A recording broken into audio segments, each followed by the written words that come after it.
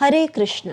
श्रीमान जितामित्र प्रभु जी के द्वारा लिखित श्री भगवान ने कहा श्रीमद् भगवद गीता कथा रूप के अंतर्गत अध्याय संख्या 1 श्लोक संख्या 2 का पाठ, अनुवाद तथा व्याख्या इस प्रकार है। श्लोक। संजय उवाच दृष्ट्वा तु पांडवानीकं व्यूढ़ं दुर्योधनस्तदा आचार्यम् उपसंगम्य राजा वचनम् अब्रवीत्। अनुवाद अर्थात संजय ने कहा, हे राजन, पांडुपुत्रों द्वारा सेना की व्यूह रचना देखकर राजा दुर्योधन अपने गुरु के पास गया और उसने ये शब्द कहे। अब प्रभु जी के द्वारा व्याख्या। इस श्लोक में संजय धृतराष्ट्र के प्रश्न का उत्तर दे रहे हैं। धृतराष्ट्र का प्रश्न था कि कुरुक्षेत्र की युद्ध भूमि में उसके पुत्रों ने तथा महाराज पांडु के पुत्रों ने क्या किया। तो धृतराष्ट्र का जो पहला प्रश्न था कि उसके पुत्रों ने क्या किया, इस प्रश्न के उत्तर में संजय धृतराष्ट्र के पुत्रों में जो सबसे महत्वपूर्ण, सबका नेता तथा धृतराष्ट्र को सबसे अधिक प्रिय था, उस दुर्योधन के कार्यकलाप का इस श्लोक में वर्णन कर रहे हैं। अब हम श्लोक के शब्दों की क्रम से चर्चा करेंगे। संजय ने कहा। श्लोक के पूर्व के शब्द हैं संजय उवाच, अर्थात संजय ने कहा। सर्वप्रथम हमें जानना चाहिए कि गीता के 700 श्लोकों में से एक श्लोक धृतराष्ट्र के द्वारा कहा गया है। 41 श्लोक संजय के द्वारा कहे गए हैं। 84 श्लोक अर्जुन के द्वारा तथा 574 श्लोक श्री कृष्ण के द्वारा कहे गए हैं।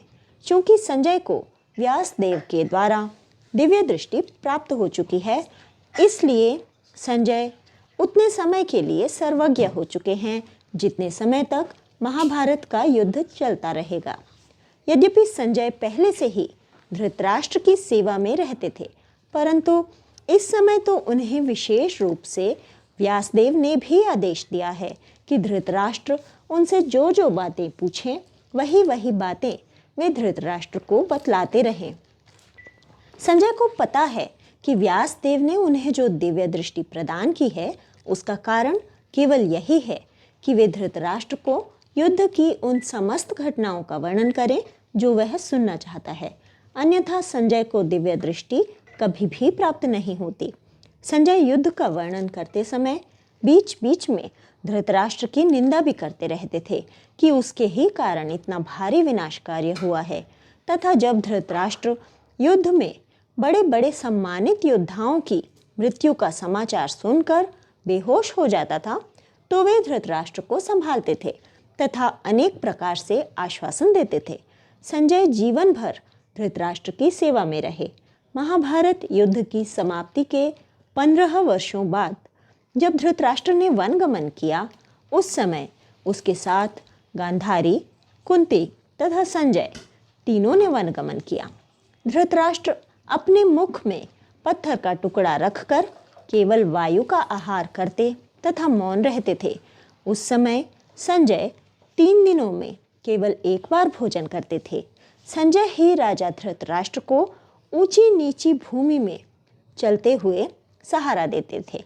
इस प्रकार 6 महीने बीतने पर एक दिन उस वन में अचानक आग लग गई तथा उपवास करने के कारण प्राण शक्ति क्षीण हो जाने से धृतराष्ट्र वहां से भागने में असमर्थ थे। उस समय धृतराष्ट्र ने संजय से कहा, संजय, तुम किसी ऐसे स्थान में भाग जाओ जहां पर यह आग तुम्हें जला न सके।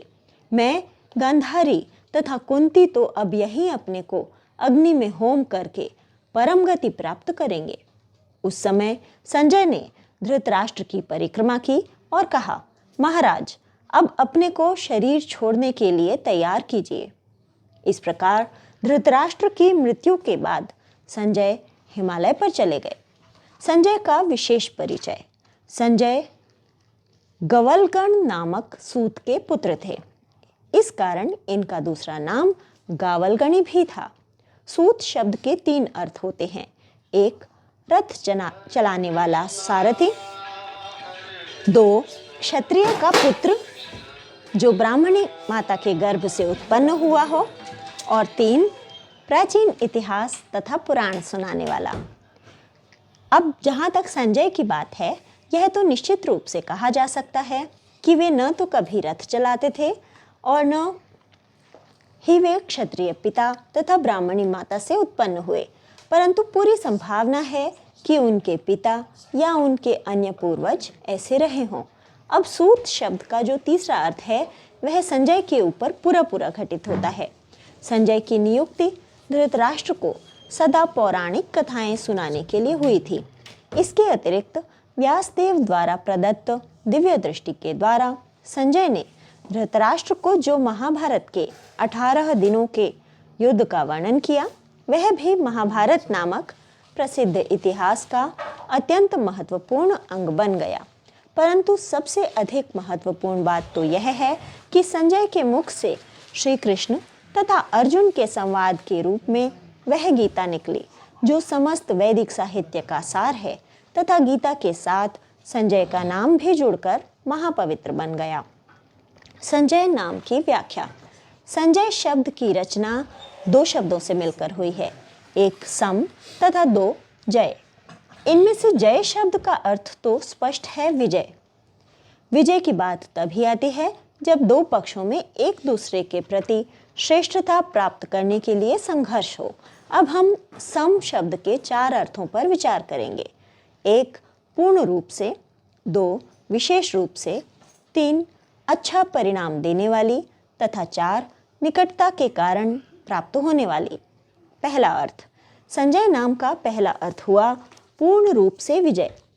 संजय ने महाभारत के जिस युद्ध का वर्णन किया है उसमें पांडवों को पूर्ण रूप से विजय प्राप्त हुई। आजकल बहुमत के द्वारा जिन नेताओं को चुनाव के युद्ध में विजय प्राप्त होती है वह पूर्ण विजय नहीं है, क्योंकि कुछ समय बाद फिर चुनाव होते हैं तथा उन नेताओं की विजय पराजय का रूप धारण कर लेती है। कौरवों की पूरी सेना का संहार होने के बाद भी पांडवों की विजय पूर्ण नहीं हुई थी, बल्कि उनकी विजय में संदेह था, क्योंकि राजा दुर्योधन जीवित रह गया था तथा छिपा हुआ था। परंतु श्री कृष्ण की सहायता से पांडवों ने दुर्योधन को अनेक उपायों से खोज निकाला तथा उसका वध कर पूर्ण विजय प्राप्त की। इसके बाद पांडवों को पृथ्वी का निष्कंटक राज्य प्राप्त हो गया। दूसरा अर्थ। संजय नाम का दूसरा अर्थ है विशेष रूप से विजय। संजय ने महाभारत के जिस युद्ध का वर्णन किया है उसमें पांडवों को विशेष रूप से विजय प्राप्त हुई, क्योंकि धृतराष्ट्र को तथा दुर्योधन को प्रत्यक्ष रूप से अनुभव हो गया कि उन्होंने क्या गलती की थी, जिसका ऐसा भयानक परिणाम प्राप्त हुआ है। इस युद्ध में राजा दुर्योधन ने श्री कृष्ण के उन वचनों का स्मरण किया जो उन्होंने उसकी भलाई के लिए कहे थे। कौरवों की सभा में पांडवों की निंदा करते हुए कर्ण ने द्रौपदी से जो कठोर बातें कही थी उनके लिए उसे खूब पश्चाताप हुआ। राजा धृतराष्ट्र को अपने पुत्र पौत्र मंत्री तथा सेवकों सहित राज्य की ओर से निराश होना पड़ा। तीसरा अर्थ। संजय नाम का तीसरा अर्थ है अच्छा परिणाम देने वाली विजय। संजय ने महाभारत के जिस युद्ध का वर्णन किया है उसमें पांडवों को ऐसी विजय प्राप्त हुई जिसका परिणाम हर प्रकार से अच्छा हुआ। इस विजय के पश्चात इस पृथ्वी पर धर्म की अच्छी प्रकार से स्थापना हुई। चारों वर्णों अर्थात ब्राह्मण, क्षत्रिय, वैश्य तथा शूद्र अपने अपने कर्तव्यों का पालन करने लगे। चारों आश्रम अर्थात ब्रह्मचारी, गृहस्थ, वानप्रस्थी तथा सन्यासी अपने अपने स्वधर्म का पालन करने लगे। स्त्रियों, बालकों, गायों तथा ब्राह्मणों को विशेष रूप से सुरक्षा प्राप्त हुई। इस प्रकार हम कह सकते हैं कि इस विजय के पश्चात अनेक प्रकार के अच्छे परिणाम प्राप्त हुए। चौथा अर्थ। संजय नाम का चौथा अर्थ है निकटता के कारण प्राप्त होने वाली विजय। संजय ने महाभारत के जिस युद्ध का वर्णन किया है उसमें पांडवों को जो विजय प्राप्त हुई उसका कारण श्री कृष्ण की निकटता थी। अर्जुन ने श्री कृष्ण से कहा था, गोविंद, जब आप मेरे स्वामी एवं संरक्षक हैं तो मेरी विजय निश्चित है। संसार के भूत और भविष्य का निर्माण आपके हाथ में है। जिस पर आप प्रसन्न हैं उसकी विजय में क्या संदेह है? युधिष्ठिर महाराज ने श्री कृष्ण से कहा, हे कृष्ण, जिस दिन आपने युद्ध में अर्जुन का सारथी होना स्वीकार किया, उसी दिन यह निश्चित हो गया था कि हमारे पक्ष की विजय ही होगी, पराजय नहीं। गोविंद, आप वीर और विद्वान होने के साथ ही मेरे स्वामी हैं। आपसे सुरक्षित रहकर आज सचमुच ही मैं भाइयों सहित राजा हो गया। पुरुषोत्तम, आपकी कृपा से हम लोग कृतार्थ हो गए।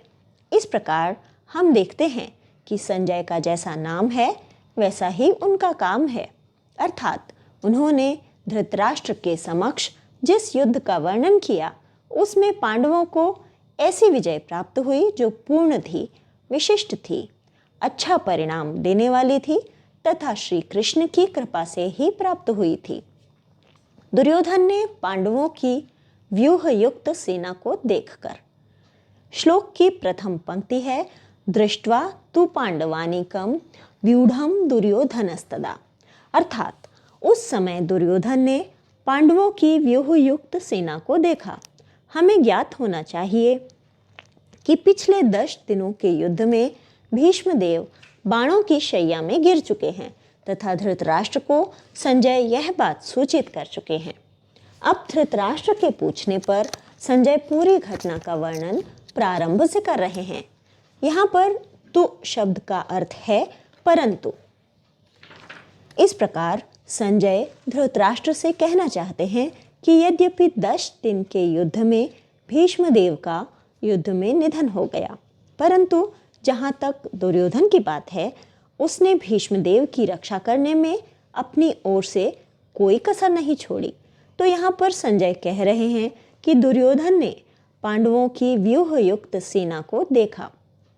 पांडवों की व्यूह युक्त सेना, हमें ज्ञात होना चाहिए कि जिस समय दोनों सेनाएं एक दूसरे के सामने खड़ी थीं, वह मार्गशीर्ष मास के शुक्ल पक्ष की एकादशी का दिवस था तथा इसी दिवस पर भगवान श्री कृष्ण के मुख से भगवत गीता का दिव्य उपदेश निकला था।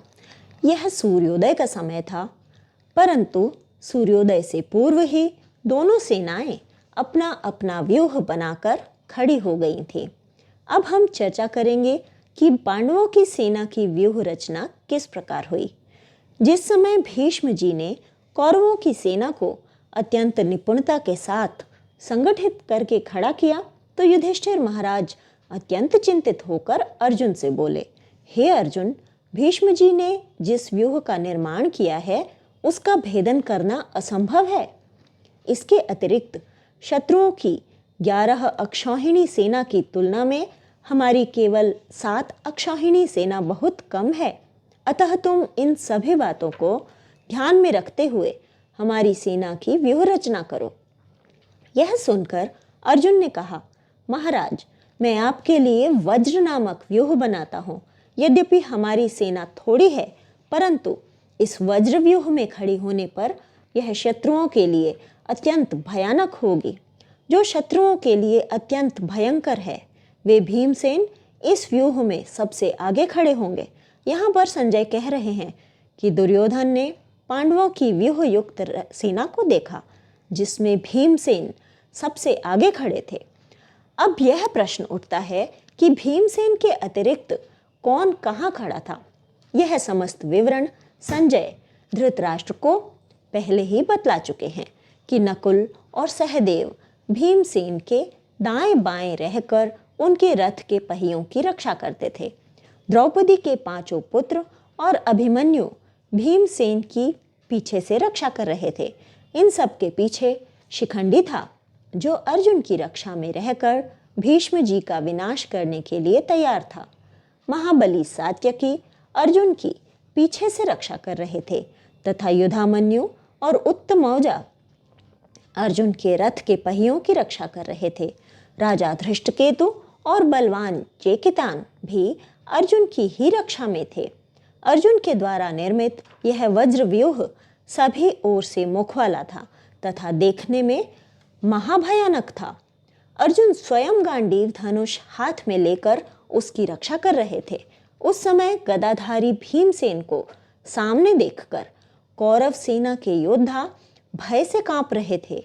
कौरव सेना यद्यपि असंख्य और भयंकर थी तथा पांडवों की सेना ऐसी नहीं थी, परंतु फिर भी हमें यही समझना चाहिए कि वास्तव में वही सेना दुर्धर्ष और बड़ी है जिसके नेता भगवान श्री कृष्ण और अर्जुन हैं। आचार्य के समीप जाकर राजा ने ये शब्द कहे।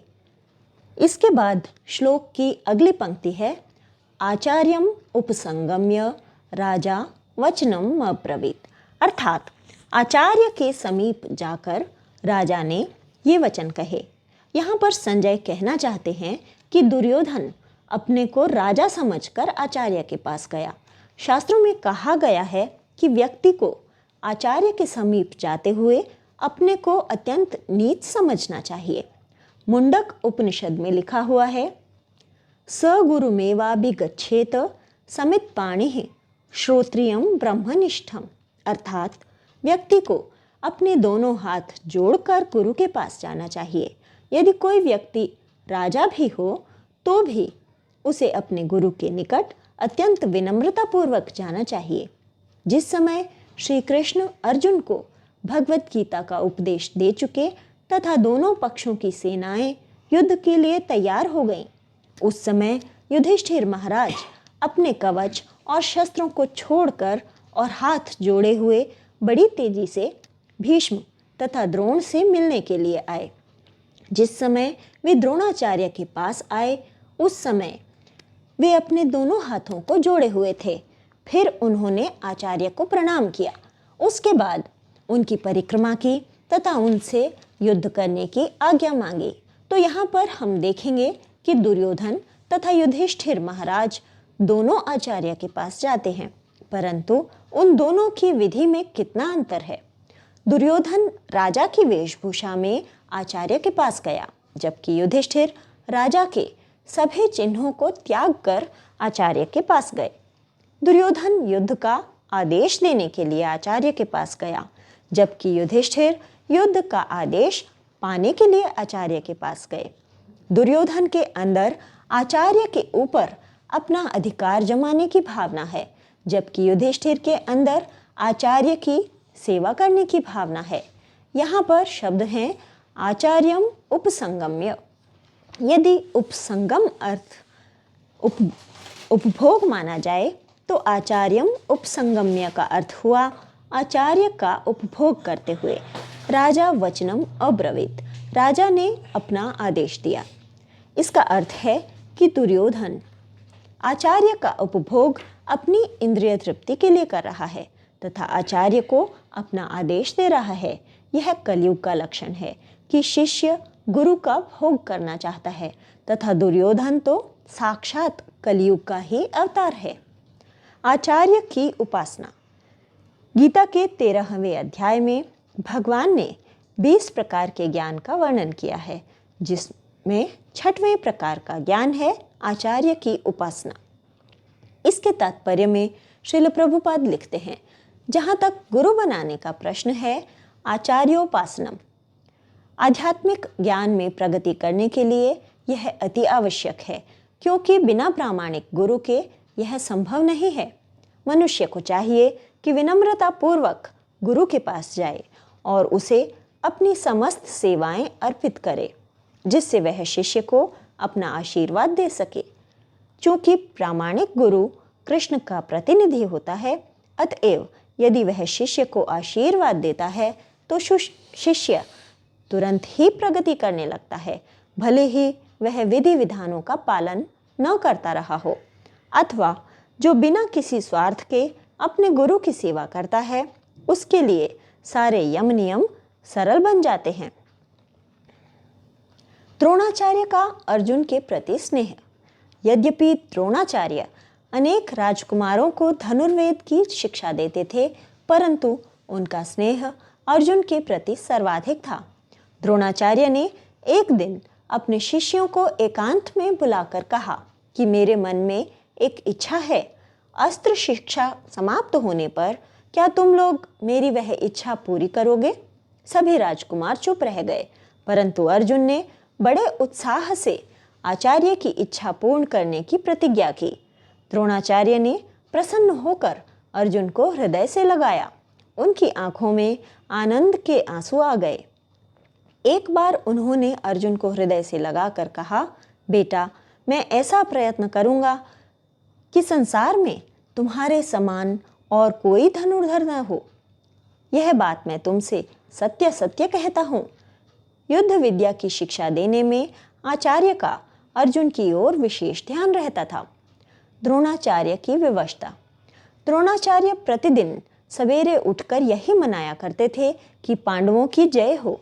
तो भी अपनी प्रतिज्ञा के अनुसार वे युद्ध दुर्योधन के लिए ही करते थे। एक बार युद्ध में दुर्योधन ने आचार्य को उल्हाना दिया कि वे अर्जुन के प्रति स्नेह होने के कारण युद्ध में अपना मन नहीं लगा रहे हैं। उस समय आचार्य ने कहा, दुर्योधन, मैं तो सदा ही तुझसे कहता आया हूं कि अर्जुन को युद्ध में जीतना असंभव है।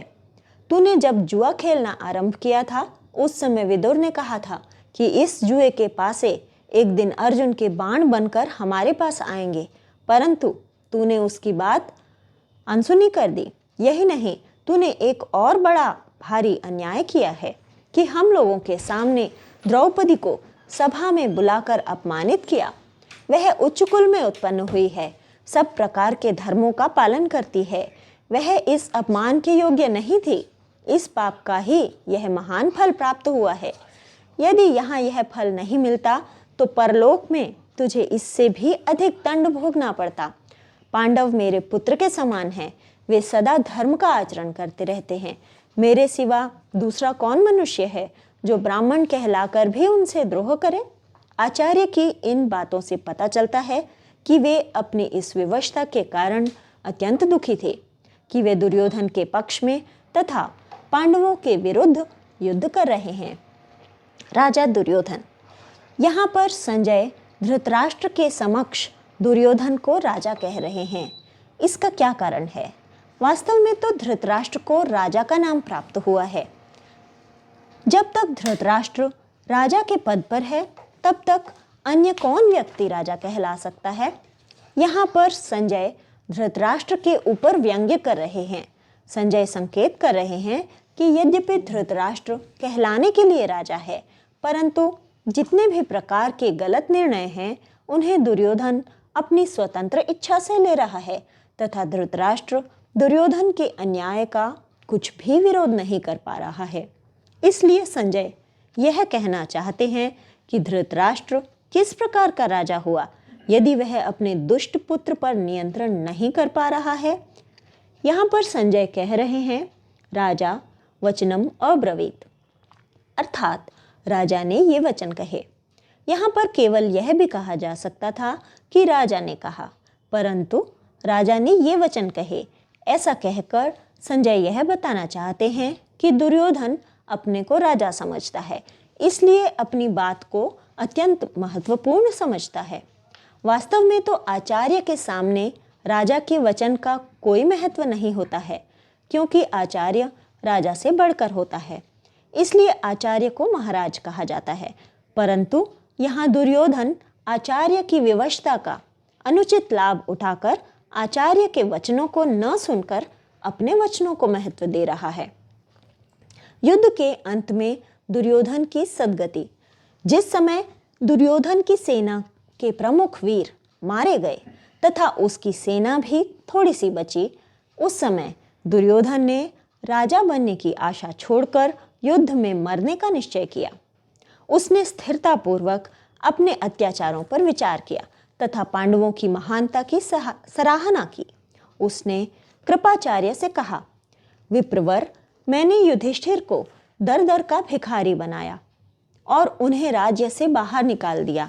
श्री कृष्ण मेरे यहाँ दूत बनकर आए थे, किंतु मैंने उनके साथ धोखा किया। सभा में बलात्कार पूर्वक लाई हुई द्रौपदी ने जो विलाप किया था तथा पांडवों का जो राज्य छीन लिया गया था, उसके लिए श्री कृष्ण को अब तक अमर्ष बना हुआ है। श्री कृष्ण और अर्जुन दो शरीर एक प्राण हैं। पहले तो यह बात मैंने केवल सुनी थी, परंतु अब इसे प्रत्यक्ष देख रहा हूँ। हम लोग उनके अपराधी हैं। जब से द्रौपदी को क्लेश दिया गया तभी से वह मेरे विनाश का संकल्प लेकर मिट्टी की वेदी पर सोया करती है। इसलिए अब मेरे लिए उचित यही है कि युद्ध में प्राण त्याग कर उन लोगों को प्राप्त करूं जिनको बड़े बड़े तपस्वी नाना प्रकार के भोगों का परित्याग करके प्राप्त करते हैं। अतः अब मैं अच्छी तरह युद्ध करके स्वर्ग को ही प्राप्त करूंगा। इसके सिवा मुझे कुछ नहीं चाहिए। हरे कृष्ण।